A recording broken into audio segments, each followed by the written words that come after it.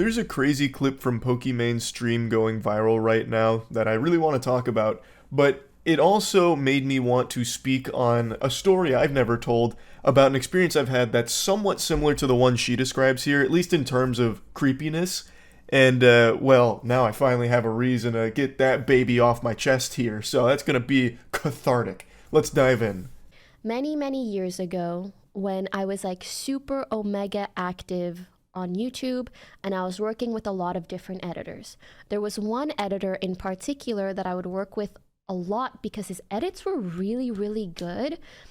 But he had one major problem, which was that sometimes out of nowhere, his videos would just be like a week or two late. Months go by and he messages me out of the blue and he says, "Hey, do you have time to talk? I'm ready to finally tell you why I've been struggling so much with deadlines." In the history of the human race, I don't think there has ever been a good ending to the sentence, "Hey, do you have a minute to talk?" That always precedes the most vile shit you'll ever hear in your life. I can't even imagine a situation where you'd hear that sentence and think anything other than the most negative thing you'll ever hear is about to happen. Like, imagine you're in heaven and the Lord pulls you aside right in front of the pearly gates and he says, "Hey, you got a minute to talk?" Well, you immediately assume you're just going to hell. Like, there's just no world where that sentence ever precedes good news. Tell me why he proceeds to tell me that the reason why he would sometimes turn around videos a week or two late is because he couldn't stop touching himself. I was trying to pick which word to use. To me, his, in a way, employer of many, many months. Stop for a second and really let that stew in your noodle. Let it marinate for a bit. How Coomer-brained must you be not only to do this degenerate act of just fucking beating your meat to a streamer's gameplay footage that you're editing, but then tell her that the reason you're late on some of the edits is because you can't stop squeezing your hog to the footage that she sends you. There are so many layers to this onion here. Let's just start by picking apart the most obvious. Why? Now, I know in the most severe cases of porn addicts, they'll sometimes try and communicate directly to the porn star by, like, leaving comments or sending messages or whatever, and that's always the saddest shit you'll ever see. That'll bring a tear to even the strongest man's eyes. Occasionally you'll see those moments where dudes try and directly communicate to the porn star, leaving comments on their posts saying things like, "Can't wait to watch this one when I'm off work," or "When my wife goes to bed, that's when the bad boy will play. Thanks for providing me with tonight's entertainment," whatever. Like, just leaving these desperate posts, cock in hand, giving a salute, like, "Thank you, madame, for your service. This will be a legendary gooning sesh." But even in those cases, they're communicating with someone they don't know. This guy was her editor for many months. And he was not only jerking off to the content he was being sent, which was just gameplay videos, I imagine, or like just chatting stream moments, nothing even sexual, and he was still choking the chicken to it, fucking playing the skin flute, and then had the gall to tell her that he was doing that, is just incomprehensibly unhinged. She was his boss. She was employing him. So he basically went right through HR, bypassed that protocol, went straight to the top of the food chain, kicked in the door, and said, "Listen, boss, I'm fucking obliterating my wiener, and what are you gonna do about it? That's why I've been late on my deadlines." Like, I don't think he came in with that energy. I bet he was like super shy about it. He was probably like, "Oh, Pokimane, so I know I've been kind of late recently, but it's only because I was, how do you say, jerking off to your work." When I tell you I've never halted a conversation so fast, because I'm like, you are the person that I send like hours of footage to.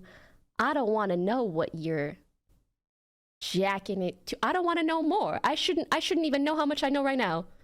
I shouldn't know. I'd actually argue that it's better she did know this, no matter how awful it is, but that way she can get the fuck away from this weirdo ASAP. Just say, "Take a hike, Buster. This is fucking terrible."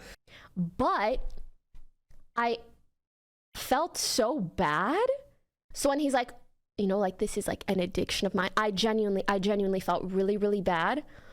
So I still paid him for months. What the hell do I do? Fire him? Am I even allowed to fire someone because they're... That's definitely towards the top of the list for the best reasons to fire someone. That actually might be reason number one why you could go ahead and can somebody. Because they can't stop fucking beating their cock to you, their employer. And they're also not doing their job well by being 1 to 2 weeks late. Which, by the way, is a long time of just fucking gooning here. This degenerate would miss his deadlines by a week or even up to 2 weeks because he was obsessively polishing his scepter to his employer. You 100% can and should fire someone like this. It's not like the Better Business Bureau is going to defend him. You're not going to have agents show up at your door knocking and be like, hey, listen, we know what happened here. You discriminated against this kind, gentle sir. You fired him just because he was obsessively masturbating to you. Well, I'll have you know this is a free country, ma'am. This is a civilized society. You can't fire someone for that. There's no crime. What is the charge? Busting a nut? An immaculate gooey nut? This is democracy manifest. Like that just wouldn't happen. But I actually understand why she was hesitant to do that. And this is where I'm going to get into a story I don't think I've ever told. I'm pretty sure I haven't. Where I had something somewhat similar happen a long time ago. Not to this level, but something closely related. So a while back, I used to just accept any voice acting role I was offered by any human being with a pulse on the planet. If they said they needed voice lines done, I would do them for free just because I really enjoyed doing it. It's actually how I met Jackson, and if you have ever watched the official podcast, you'll know that our X-Men origin story between Jackson and I's friendship is that Jackson actually scammed me through this process. He sent me an email asking if I'd be down to do voice work for his upcoming game, and then sent me like some in-game screenshots and promotional screenshots that were actually just Dark Souls images that he photoshopped to fit his game style that he tried to sell me on. And I was like, yeah, fuck yeah, I'm definitely down to do voice work. And it turns out he never had that game, he just wanted to play games together, and we did, and ended up becoming extremely close friends, and now we make God Slap together. Like, he's been a friend of mine for almost a decade now.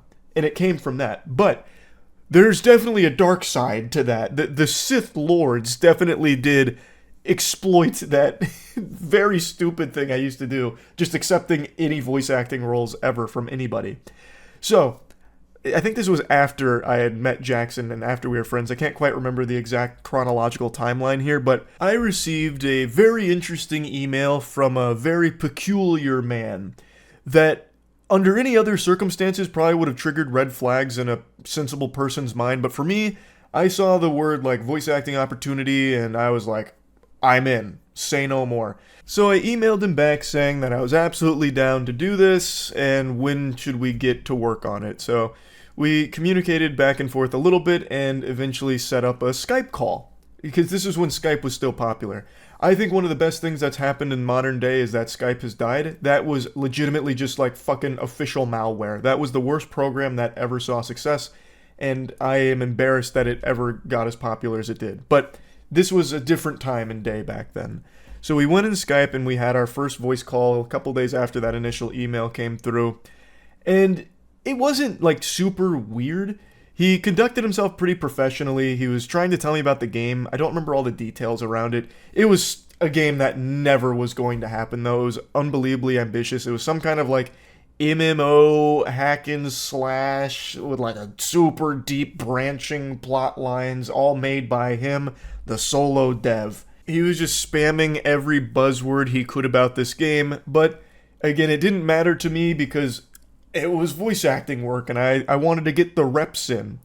And so I just said, yeah, like, I'm super on board. Let's stay in contact. You can send me the script and whatever else you need. And that was kind of the end of our, like, introductory call. And man, did I open Pandora's box. Pretty much immediately after that call, he would start messaging me on Skype often.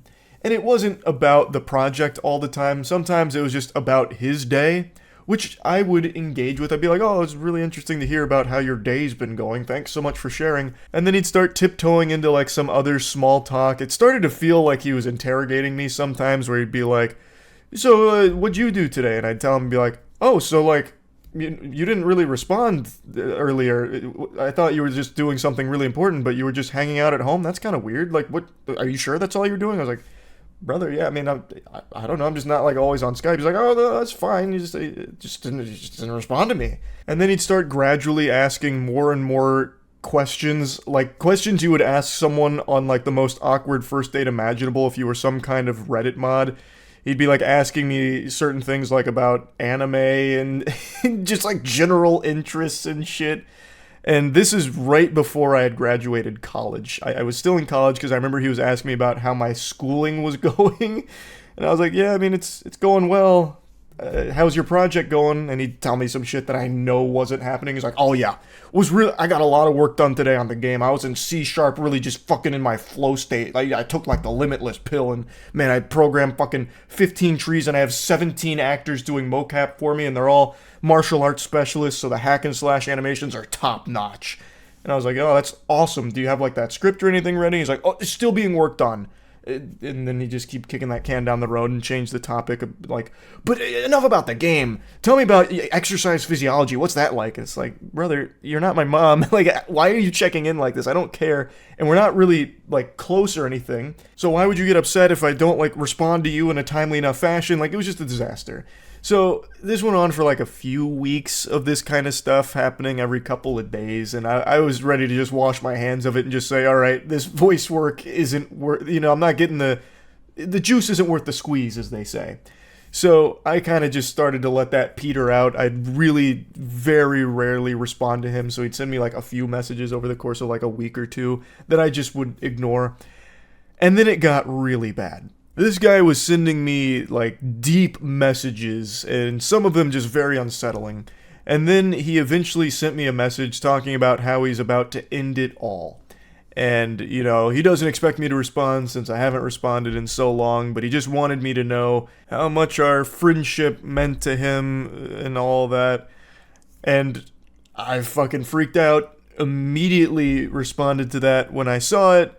And then he once again just switched gears and was like talking about my day and his day and this and that. And once again, just going down this small talk and then like interrogating me like, well, why haven't you been responding? So that I had to come up with a story like, oh, just haven't been checking Skype for the last few weeks, just stuff going on. He's like, oh, okay, yeah, no, okay, yeah, I'm sure. And then getting upset and whatever.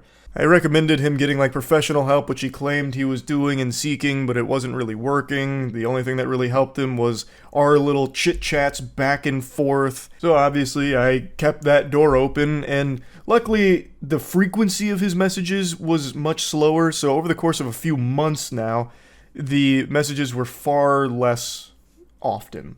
So it wasn't that big of a deal, but it still just felt miserable to keep this communication open. It felt like a hostage situation where like if I didn't respond, he might do something, and it was scary.